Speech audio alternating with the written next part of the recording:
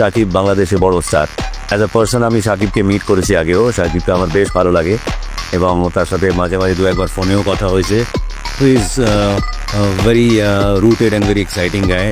এটা আমাদের জন্য বিশাল বড় পাওনা, বাংলা সিনেমার জন্য বিশাল বড় পাওনা যে ওনার মতো লেজেন্ডারি ভেটারান অ্যাক্টরকে আমরা আবারও পেয়েছি।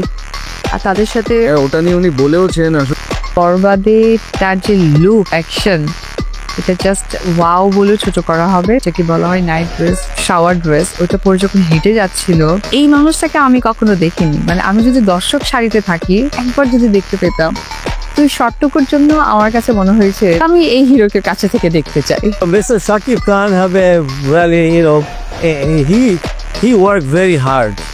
He focused on every bit of the story. He focused on his time. বরবাদে যে ফ্যান্টাস্টিক কাজ করছে এবং আমার কাছে মনে হয়েছে বরবাদে ওখানে সাকিব খান ছাড়া আর কেউ মানে মানে অন্য কেউ দাঁড়ালে ওটা ভালো লাগতো না।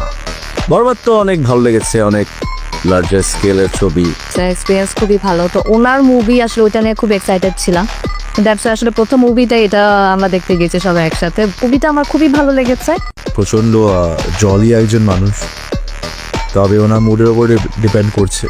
তো যখন উনি আর কি মারেন প্রচণ্ড হাসান আর বেশ